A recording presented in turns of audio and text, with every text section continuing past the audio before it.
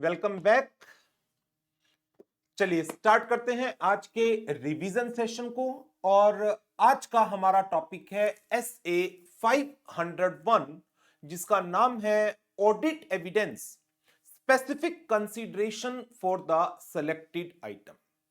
Last session में हमने SA 500 को रिवाइज किया था, जो ऑडिट एविडेंस का इन जनरल था। 501 ऑडिट एविडेंस में 3 आइटम्स को लेकर उनके कुछ स्पेशल कंसीडरेशंस की ऑडिट एविडेंस कलेक्शन की बात करता है।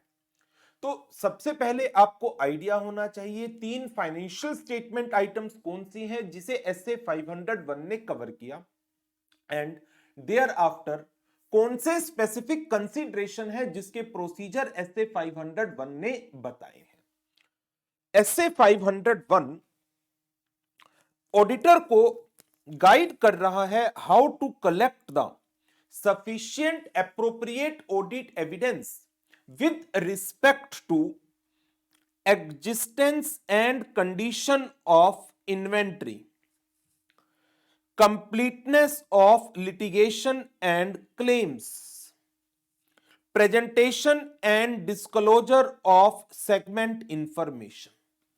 तो 3 फाइनेंशियल आइटम, एक inventory, second litigation and claim, third segment information, उनके रिलेशन में कंसीडरेशन कौन से मैटर पर है। इन्वेंट्री की बात करें तो एग्जिस्टेंस एंड कंडीशंस के कंसीडरेशंस हैं। लिटिगेशन एंड क्लेम की बात करें तो कंप्लीटनेस के कंसीडरेशन है। सेगमेंट इंफॉर्मेशन की बात करते हैं तो प्रेजेंटेशन एंड डिस्क्लोजर के कंसीडरेशन है। बात कर लेते हैं इन्वेंट्री को लेकर। यदि inventory in relation to financial statement एक सिग्निफिकेंट आइटम है, then in relation to existence and condition, auditor may collect the sufficient appropriate audit evidences by ensuring his attendance at the time when the management is conducting the physical verification of the inventory, and at the time of that attendance auditor is required to evaluate management instructions and procedures for recording and collecting the result of entity physical inventory count. Observe performance of management count procedure, evaluate management instruction, observe performance, inspect the inventory and perform test count।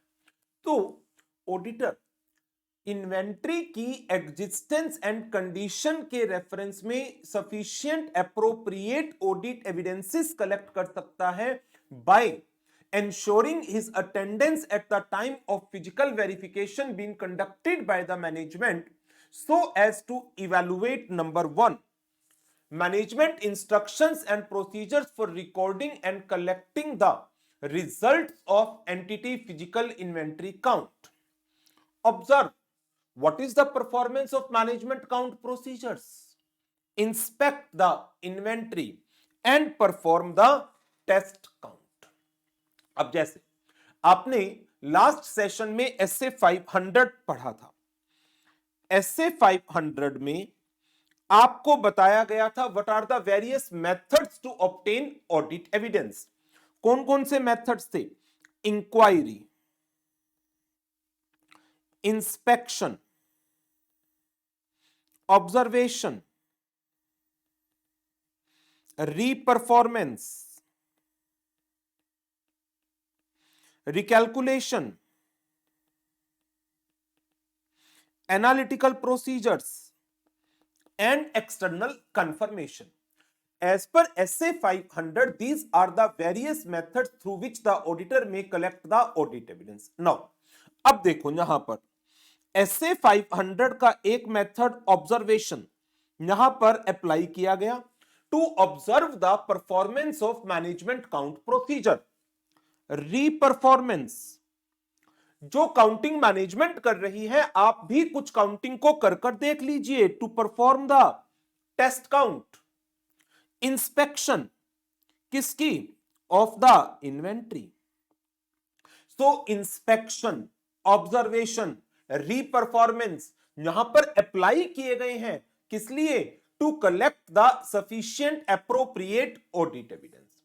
इसके साथ साथ auditor, you need to perform the audit procedures over the entity final inventory record so as to determine whether they accurately reflect the actual inventory count results। कि जो हमारे final inventory के records हैं, जैसे stores ledger, क्या उन stores ledger के अंदर जो इन्वेंट्री काउंट का रिजल्ट है वो रिफ्लेक्ट हो रहा है। दैट मींस यदि कोई शॉर्टेज फाइंड आउट हुई है during the stock verification, whether that shortage is recorded in the stores ledger और नॉट, तो उसके लिए ऑडिटर क्या कर सकता है? He may perform the vouching, that is test of details of transactions or account balances, vouching and verifications। so ये most important procedure है to ensure the existence and condition of the inventory। auditor is required to collect the sufficient appropriate audit evidences by ensuring his attendance at the time when the physical inventory count is being conducted by the management so as to evaluate, observe, inspect and perform, and at the same time perform the audit procedures over the entity final inventory record so as to determine whether these records reflect the result of actual inventory count।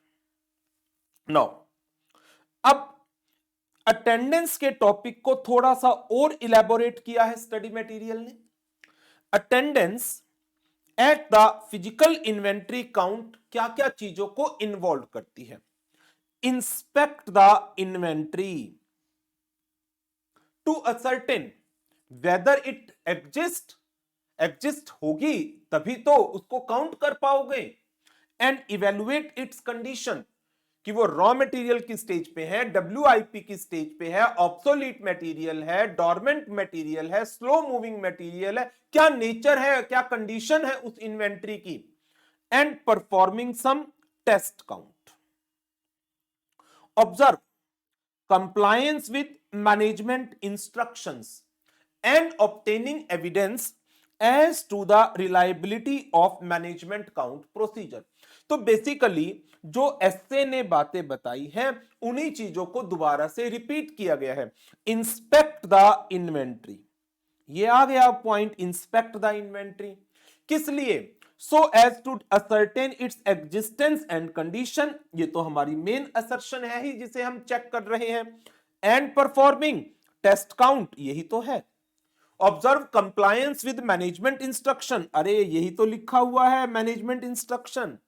obtain audit evidence as to the reliability of management count procedure, that is observe performance of management count procedure। तो basically देखा जाए तो जो बातें यहां पर लिखी गई हैं वो सारी की सारी ऊपर वाले पॉइंट को रिपीट ही किया है स्टडी मटेरियल ने, इससे ज्यादा कुछ नहीं किया। हाँ, ये जो नेक्स्ट टॉपिक है ये थ्योरेटिकली इंपॉर्टेंट टॉपिक है। थ्योरेटिकली इसके ऊपर क्वेश्चन फ्रेम हो सकता है 3 to 4 मार्क्स का। What are the various matters that are relevant in planning? When you are planning to give your attendance, to ensure your attendance at the time when the inventory count is been conducted by the management, तो कौन कौन से ऐसे matters हैं जो आपको ध्यान रखने चाहिए while planning the attendance of the inventory, while planning attendance at the inventory count? Nature of inventory, stages of completion of WIP, risk of material misstatement related to inventory, nature of internal control relevant to inventory, timing of the physical inventory count, whether the management is maintaining a perpetual inventory system, location at which the inventory is held including the materiality of the inventory, whether the assistance of auditor expert is required। So any 4 to 5 item: nature of inventory, location at which the inventory is held, materiality of the inventory, risk of material misstatement related with the inventory, nature of internal control related to inventory, stages of completion of WIP, timing of physical inventory count, क्या management perpetual inventory system maintain कर रही है, क्या auditor expert की requirement है, whether assistance of audit expert needed. ये आपको learn करना चाहिए। 3 to 4 मार्क्स का क्वेश्चन आ सकता है। मोस्ट इंपॉर्टेंट टॉपिक ये था, प्रोसीजर्स, जनरल प्रोसीजर्स। नाउ अब आगे बढ़ते हैं और इसमें कुछ स्पेशल सर्कमस्टांसिस को डील किया गया है।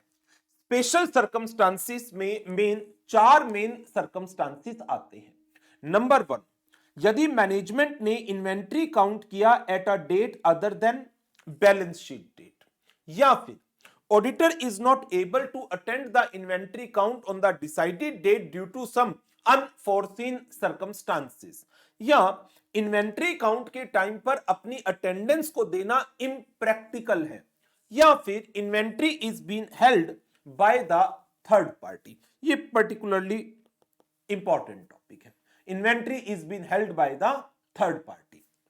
नाउ सबसे पहले बात कर लेते हैं inventory count conducting at a date other than the balance sheet date. Auditor को क्या करना चाहिए यदि बैलेंस शीट डेट पर इन्वेंट्री काउंट नहीं होता है, ये हमारा फाइनेंशियल ईयर है, तो इसका मतलब ये बैलेंस शीट डेट हो गई।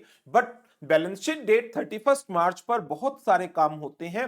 That is the reason management may conduct the inventory verification either before the balance sheet date और after the balance sheet date. तो इन सच सिचुएशन ऑडिटर को क्या करना है, जो हमारा ये इंटरवीनिंग पीरियड है, इन्वेंट्री काउंट से लेकर बैलेंस शीट डेट तक का पीरियड, उस पीरियड के दौरान जो ट्रांजैक्शंस हो रही हैं, क्या उन ट्रांजैक्शंस को एप्रोप्रिएटली रिकॉर्ड किया जा रहा है। इस पीरियड के दौरान जो भी परचेजेस हो रही हैं, जो भी सेल्स हो रही हैं, उन्हें एप्रोप्रिएटली इन्वेंट्री रिकॉर्ड्स में जगह दी जा रही है। Auditor shell perform audit procedures so as to obtain audit evidence whether changes in the inventory between the count date and the balance sheet date, या फिर inventory count balance sheet date के बाद हुआ, देन आल्सो काउंट डेट से लेकर balance sheet date के बीच में। यदि हम इस पीरियड की बात करते हैं तो इस पीरियड में परचेजेस ऐड हो जाएंगी, सेल्स माइनस हो जाएंगी।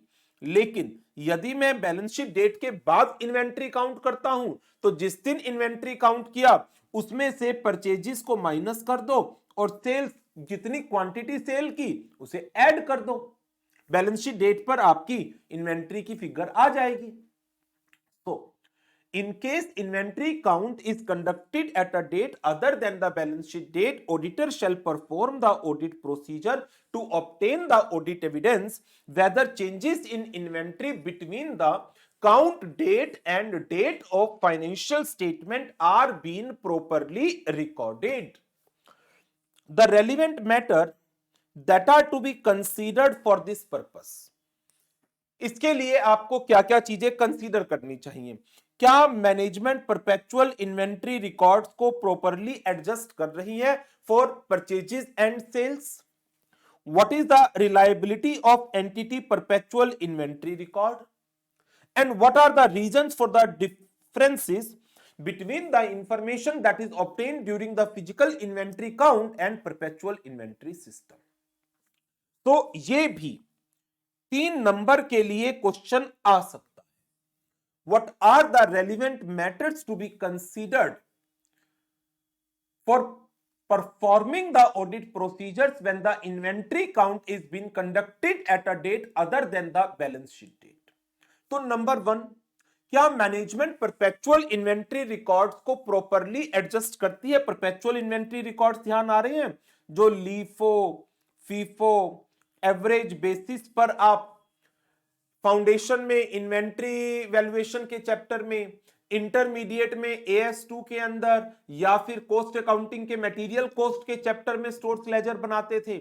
तो जहां पर on every purchase and sales the stores ledgers are being updated, these are known as the perpetual inventory records. So whether the perpetual inventory records are being properly adjusted for the transactions that are carrying out in between the intervening period, what is the reliability of inventory records, and यदि physical inventory count में और जो figures inventory records में नजर आ रही है उन दोनों में सिग्निफिकेंट डिफरेंस है। As per record inventory 5000 unit होनी चाहिए थी, as per physical verification inventory 4200 unit मिली, 800 यूनिट कहां गई, इतनी बड़ी शॉर्टेज। तो ascertain the reasons for the significant differences between the information obtained during the physical verification and perpetual inventory records. Next, auditor unable to attend the inventory count. कोई भी reason आ गया जिसके कारण ऑडिटर इन्वेंट्री काउंट वाले date पर अपनी attendance ensure नहीं कर पाया, कोई बात नहीं, किसी और दिन चले जाइए और कुछ इन्वेंट्री की टेस्ट काउंटिंग कर लीजिए। एंड जो इंटरवीनिंग पीरियड है, जिस दिन मैनेजमेंट ने काउंटिंग की और जिस दिन आपने टेस्ट काउंट किया, इस पीरियड के दौरान जो ट्रांजैक्शंस हुई है उनकी एप्रोप्रिएट रिकॉर्डिंग को इंश्योर कर लो, बस। ऑडिटर शैल मेक और observe some physical count on alternate date and perform the procedures on intervening transaction. Intervening मतलब जिस दिन मैनेजमेंट ने इन्वेंट्री काउंट किया से लेकर वो दिन जिस दिन ऑडिटर कुछ टेस्ट काउंटिंग कर रहा है। Next, inventory attendance, inventory count के टाइम पर अपनी अटेंडेंस को इंश्योर करना ऑडिटर के लिए प्रैक्टिकल नहीं था। वो लोकेशन के कारण हो सकता है, सिक्योरिटी रीजंस हो सकते हैं, सेफ्टी रीजंस हो सकते हैं, कुछ हेल्थ कॉन्शियसनेस हो सकती है, कोई भी रीजन है, due to the nature of inventory, location at which the inventory is been held. तो सिक्योरिटी, सेफ्टी, हेल्थ के मद्देनजर auditor is not feeling comfortable to ensure his attendance. Okay, in that case क्या करिए? Go for alternate audit procedures. Perform alternate audit procedures to obtain evidence as to existence and condition of inventory. Alternate audit procedures क्या हो सकते हैं?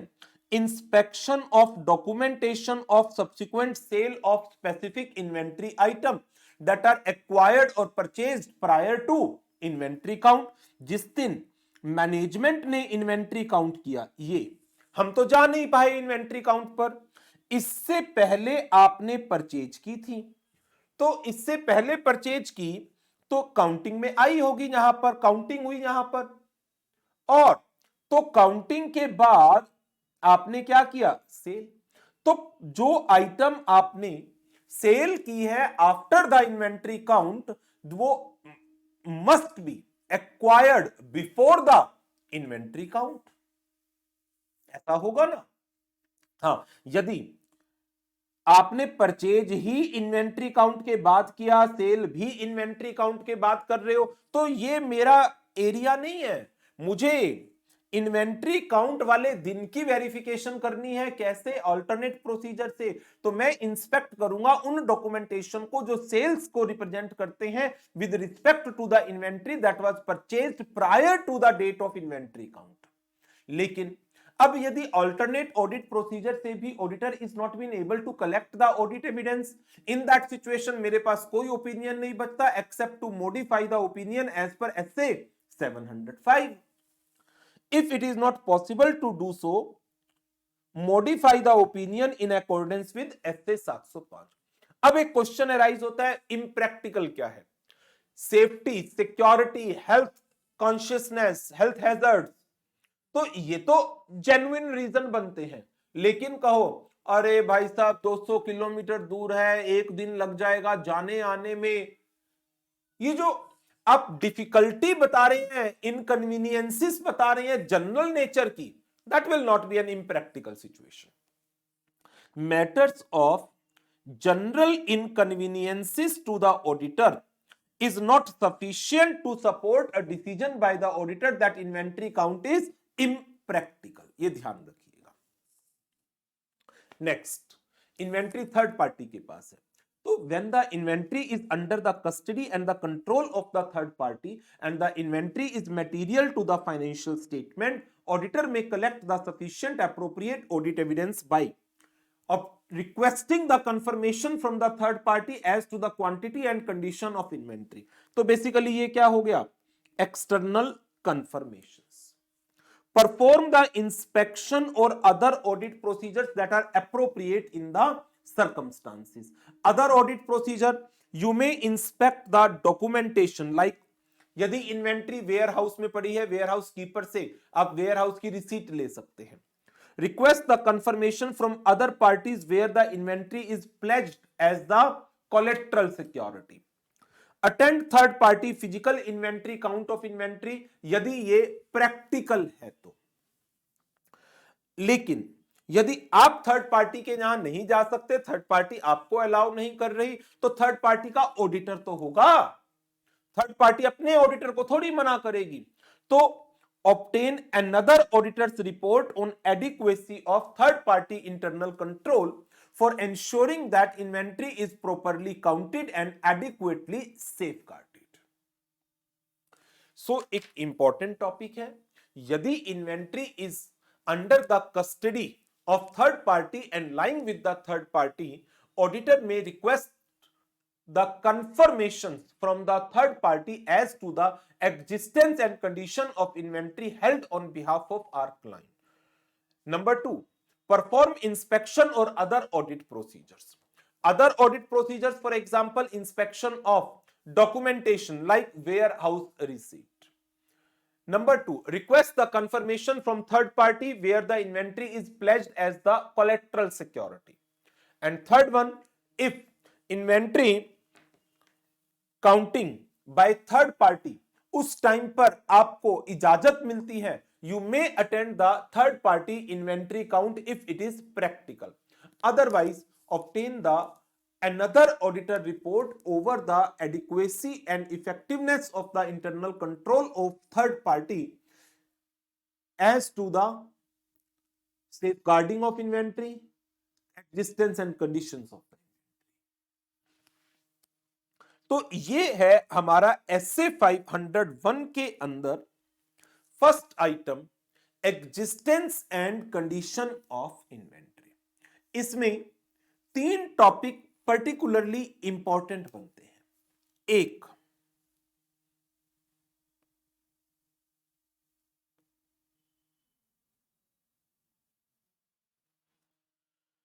General procedures.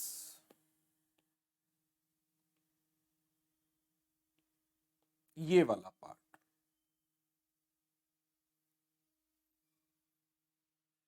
Number 2, matters relevant in planning attendance. ये important है. और तीसरा, inventory under custody and control of third party. ये important है. अदरवाइज 2-2 नंबर के 2 क्वेश्चन और बना सकता है वो impractical situation पर an inventory count conducted at a date other than the balance sheet date. तो ओवरऑल 4 मेन क्वेश्चन है जो इसमें से बनते हैं. नाउ अब आगे बढ़ते हैं. दूसरी फाइनेंशियल स्टेटमेंट आइटम जिसके रेफरेंस में एसए 501 ने कहा हमें एविडेंस कलेक्ट करने के लिए स्पेशल कंसीडरेशंस बताए गए, that is litigation and claim. उसका स्पेशल कंसीडरेशन कौन सा? कंप्लीटनेस. तो auditor shall design and perform the audit procedure so as to identify litigation and claims involving the entity that may give rise to risk of material misstatement, particularly with respect to any omission.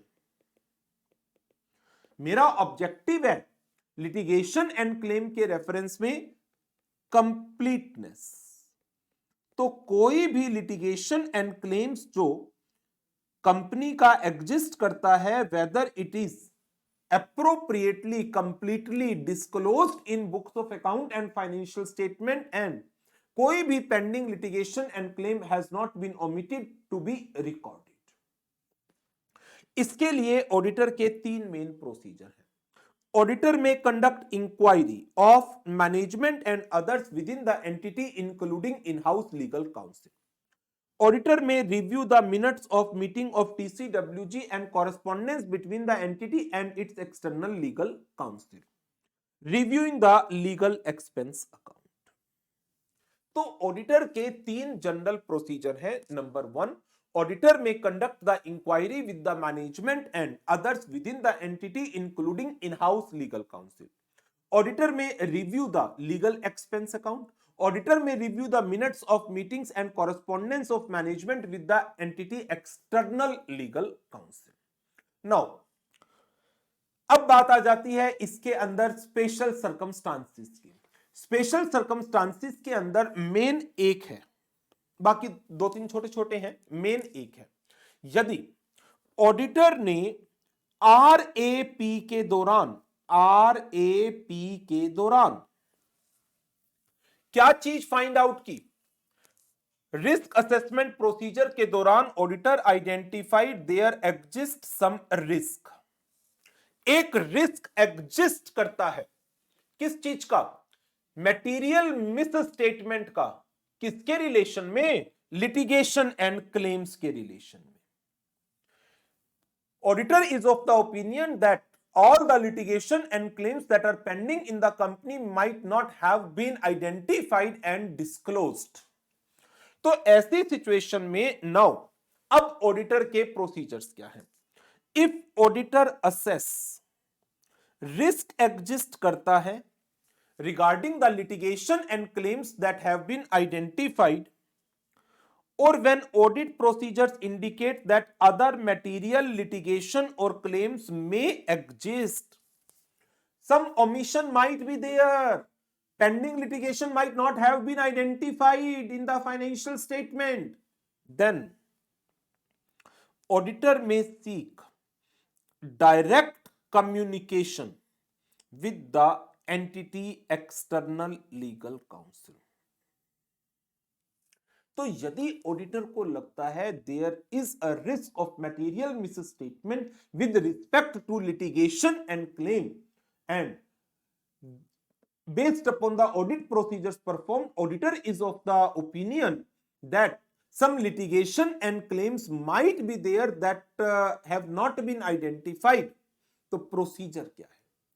Auditor में consider direct communication with the external legal council. इसके लिए वो एक letter of inquiry की मदद ले सकता है. Auditor shall do so through a letter of inquiry requesting the entity legal counsel to communicate directly with the auditor. But जैसे हमारे ऊपर कॉन्फिडेंशियलिटी का प्रिंसिपल अप्लाई होता है, इन अ सिमिलर मैनर उन एक्सटर्नल लीगल काउंसिल के ऊपर भी कॉन्फिडेंशियलिटी का प्रिंसिपल अप्लाई हो सकता है. तो यदि कोई लीगल, रेगुलेटरी और अदर गाइडलाइन जो legal professional body, for example bar council, जैसे हमारी काउंसिल है आईसीएआई की, उसी तरह से लीगल काउंसिल्स के लिए जो रेगुलेटरी बॉडी है दैट इज बार काउंसिल. तो यदि लीगल प्रोविजन, रेगुलेटरी प्रोविजन या बार काउंसिल की गाइडलाइंस एक्सटर्नल लीगल काउंसिल को प्रोहिबिट करती हैं from communicate directly with the auditor, तब ऑडिटर क्या करेगा? अल्टरनेट ऑडिट प्रोसीजर्स परफॉर्म करेगा. If it is considered unlikely कि जो मैंने जनरल लेटर ऑफ इंक्वायरी भेजी थी उसका मेरे को जवाब नहीं आएगा, external legal counsel will respond appropriately to letter of general inquiry. आप स्पेसिफिक लेटर ऑफ इंक्वायरी भेज सकते हैं, आप स्पेसिफिक इंक्वायरी कर सकते हैं जिसमें आप बताएंगे these are the list of litigation and claims which are pending in the company. यदि मैनेजमेंट ने इन लिटिगेशंस की कोई असेसमेंट कर रखी है तो आप वो भी साथ में बताएंगे, where available management assessment of outcome of each of the identified litigation and claim an estimate of financial implication including cost involved, और रिक्वेस्ट करेंगे क्या, that entity external legal counsel confirm the reasonableness of management assessment, क्या management ने ये जो assessment कर रखी है whether it is reasonable, and provide the auditor with further information if list is considered to be incomplete और incorrect. So देखिए, ये जो हमारा प्रोसीजर है, सबसे पहला पॉइंट आपको क्या याद रखना है, यदि ऑडिटर ने risk of material misstatement identify किया है, असेस किया है with respect to the litigation and claims that may exist in the entity, auditor का प्रोसीजर क्या होगा, auditor may seek direct communication with the entity legal external legal counsel. Number 2, आप entity के external legal counsel से direct communication कैसे कर सकते हैं, through a letter of general inquiry. However, यदि लीगल रेगुलेटरी या फिर guidelines of professional regulatory body prohibit the external legal counsel to communicate with the auditor, then auditor need to consider the alternate audit procedure. But if ऐसी कोई prohibition नहीं है and auditor is of the opinion कि that external legal counsel will not respond to general letter of inquiry, then he may directly communicate with the external legal counsel through a specific inquiry. और specific inquiry में आप क्या करेंगे, list of litigation and claims लगा कर देंगे। Number 2, management की assessment if that is available as to the outcome of each litigation and claim and evaluation of financial implications if determine. तीसरे नंबर पर आप रिक्वेस्ट करिए एक्सटर्नल लीगल काउंसिल से as to the reasonableness of the management assessment and whether the list of litigation and claim is incomplete or inaccurate. If yes, then provide the further information कि क्या चीजें, कौन से ऐसे litigation है जो इस लिस्ट में एज सच इंक्लूड नहीं किए गए हैं। नाउ अब ये अलग से एक टॉपिक आ सकता है 3 नंबर का, सर्कमस्टांसेस जहां पर आपको लगता है कि मुझे एक्सटर्नल लीगल काउंसिल से मीटिंग करनी चाहिए as to the likely outcome of litigations and claims. कौन से सर्कमस्टांसेस है, auditor determines that matter is a significant risk in relation to complex matter where there is a disagreement between the management and external legal counsel. तो यदि matter is a significant risk, matter is complex, there is a disagreement in between the management and the external legal counsel, you may consider meeting with the external legal counsel, but be ensured that meeting should be with the management permission and must be held when the management representative is also there and are held with representative of management in attendance. So ये हमारा main aspect है। General procedure, auditor को litigation and claim की completeness को confirm करने के लिए sufficient appropriate audit evidence collect करने हैं। That evidences may be collect by performing the certain procedures. Number 1, he may conduct inquiry with the management and others within the entity including in-house legal counsel. Number 2, he may review the legal expense account. Number 3, he may review the minutes of meetings with the management and correspondence of management with the entity external legal counsel.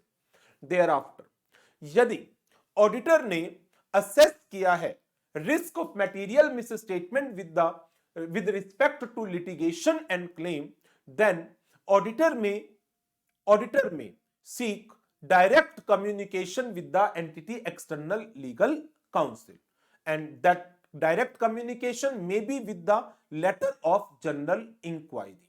However, legal regulatory और professional body prohibits the external legal counsel to communicate with the auditor in that case auditor need to consider performing the alternate audit procedure.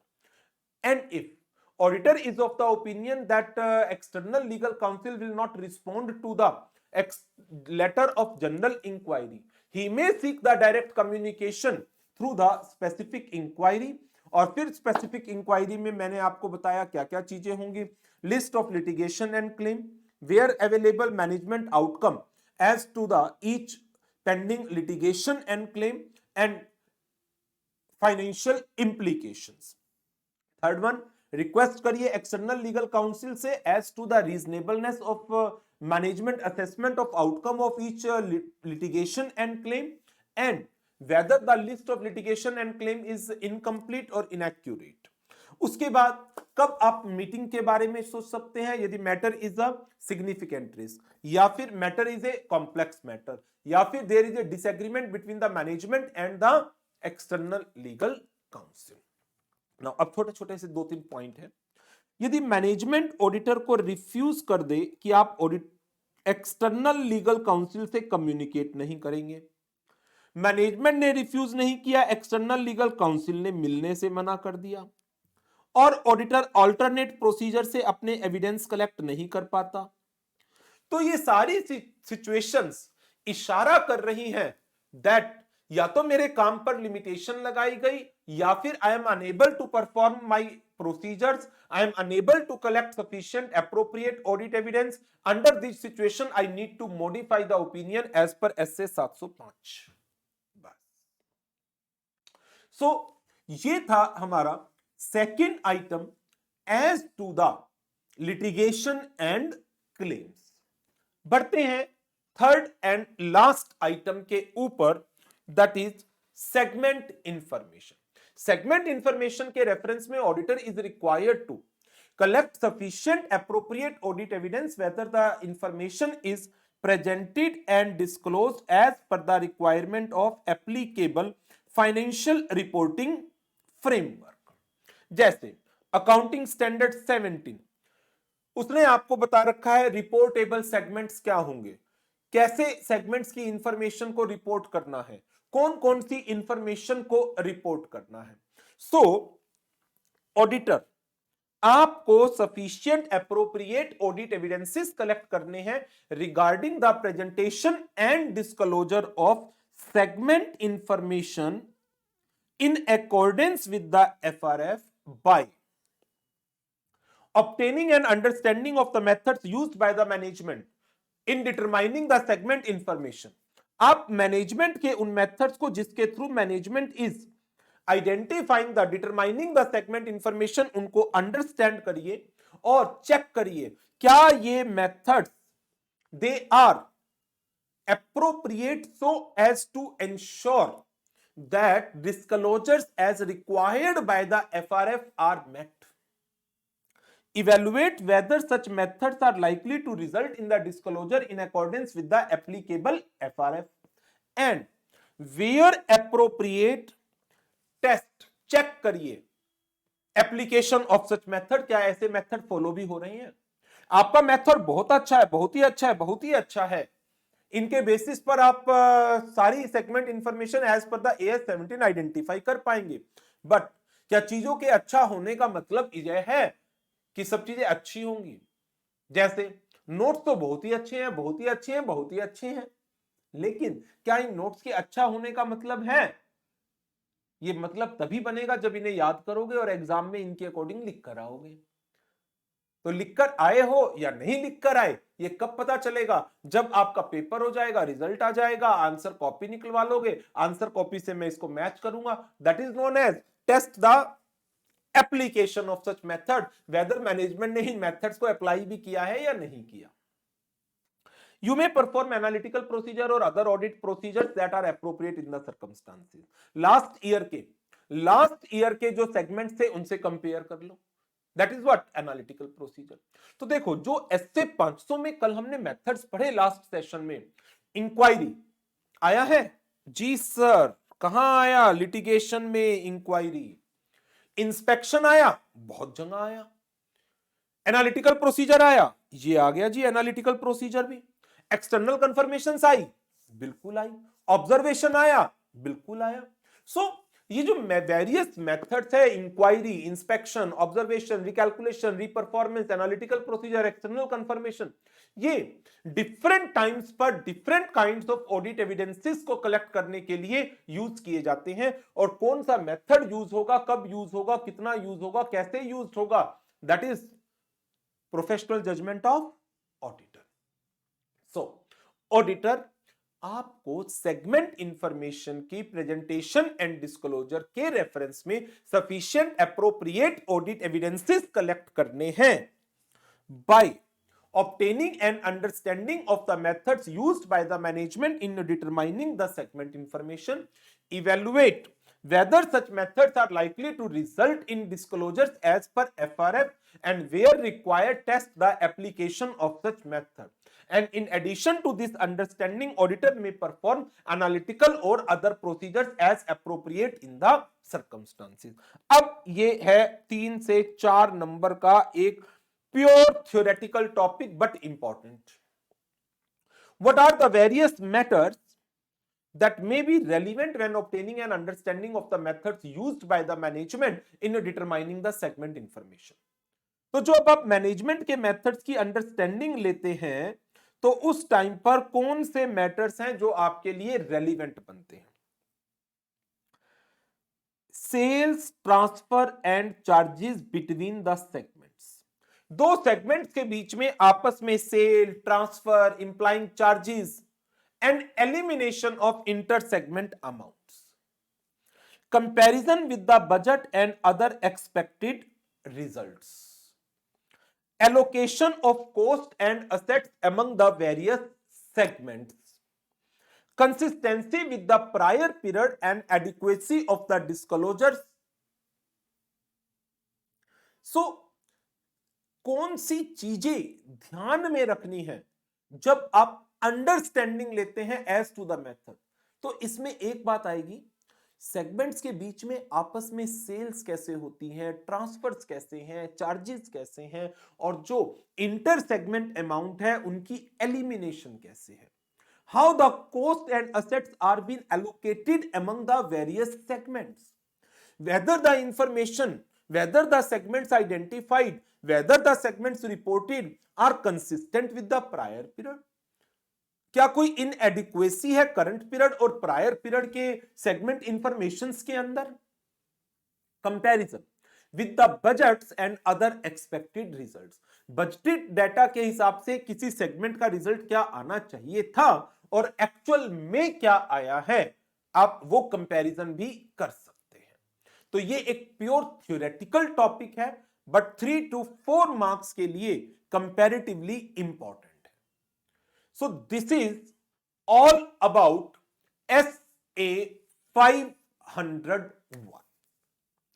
अब आपका काम क्या है? जो मैंने आपको revise कराया एक बार लर्निंग करिए इसकी नोट्स में से, एंड देयर आफ्टर याद आ गया क्या काम है? क्वेश्चंस की प्रैक्टिस। आपको क्वेश्चंस की प्रैक्टिस करनी है, जो सबसे जरूरी काम है आफ्टर रिवीजन, राइट? तो चलिए इसके साथ इस सेशन को यहीं ओवर करेंगे। नेक्स्ट सेशन में नेक्स्ट स्टैंडर्ड्स के साथ आगे बढ़ेंगे। Thank you very much, good bye.